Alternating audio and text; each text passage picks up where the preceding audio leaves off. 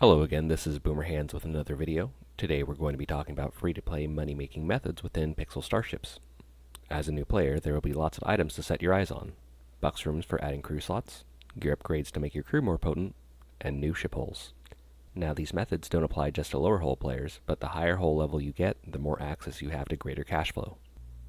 Currently, the best free-to-play money-making methods are to farm the roaming faction ships that come around up to 4 times a day, with the 2 lower tier NPC ships spawning every 6 hours, and the strongest one being every 24 hours.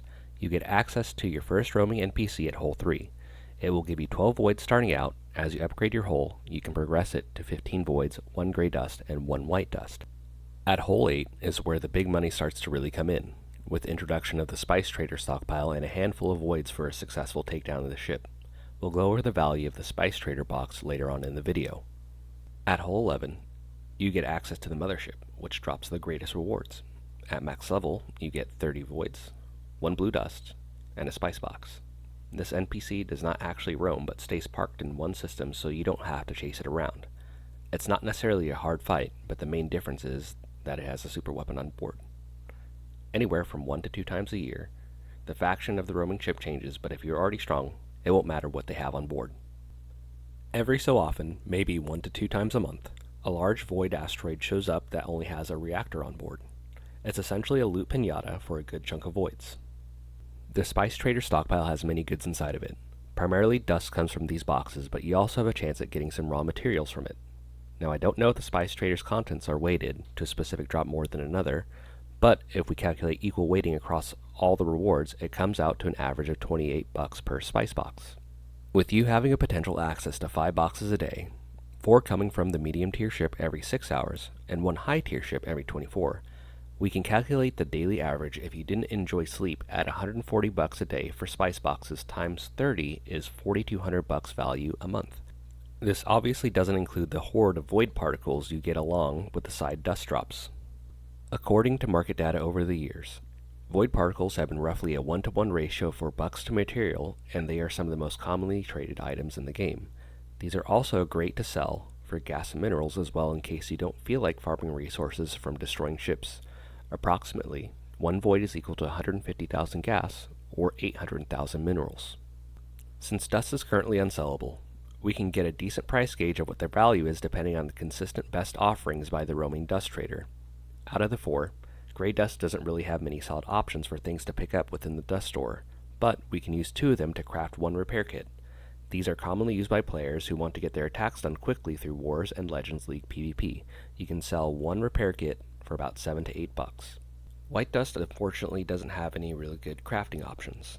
The best it can do is a component for name tags, which is why its value is so low. I'd suggest using these for whatever good options show up at the dust store exclusively. Blue dust's value is strictly based on its ability to craft name tags for crew seniority. The prices for them do fluctuate quite a bit, but as a floor price, it usually hovers around 25 bucks, but can scale up as high as 40 to 50 bucks. Purple dust does have some issues with it. You can upgrade it for memory erasers, but since they also require blue dust, they are almost always never worth it, unless you have no bucks to reset your crew stats. Where we get the actual value from purple dust is from the dust store. Generally the best buys are from the dust store when using purple dust. When you start gathering void and dust, you can find items from the roaming dust trader. The offerings inside the store and the faction changes every 12 hours. When you open up the shop, on the top right of the screen, you'll be able to see exactly how much you have of each material. Even though there's a wide variety of options you can choose from every 12 hours, most of the time there's not many useful items inside the store. I have selected the best buys according to in-game value that you can flip a profit or more on in the GBA market. First item being the Instant Growth Accelerator, which is primarily used by the ships that are prestige and crew that don't want to wait or spend the rush bucks amount. The second being Unknown Material, which is used for upgrading power loaders into giga loaders as the most often choice. The final being the Power Gauntlet for rolling into Immensity Gauntlet with the excess gold you will end up with by opening spice boxes. The dust ships are also known for selling exclusive rollable gear that has a potential of getting you a great side roll. Slime Crown is a decent piece of gear for Galactic Alchemists and Professor Brenda. Utility pants go nicely with Admiral Sneck and other pant-wearing science crew. Qtarian Beacon is a great fit for any anti-boarders that use fire resist to combat Galactic Alchemists that can use an accessory slot like King Dong. Slime Carapace is a bit more niche, but still is useful with Mito. Now, in terms of modules, there are some really great pickups to snag from the Dust Trader if you are slowly building.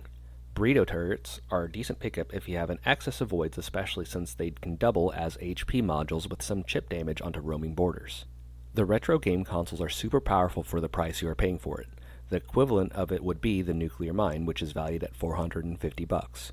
The final one is the sonic sprinkler, which are mandatory for upper tiers of the game.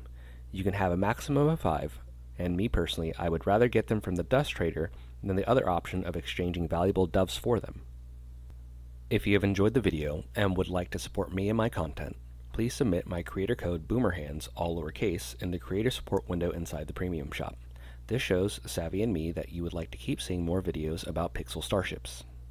That is all for the video. I bid you good luck on using this knowledge to get the items and buck streams you need. Have a good one.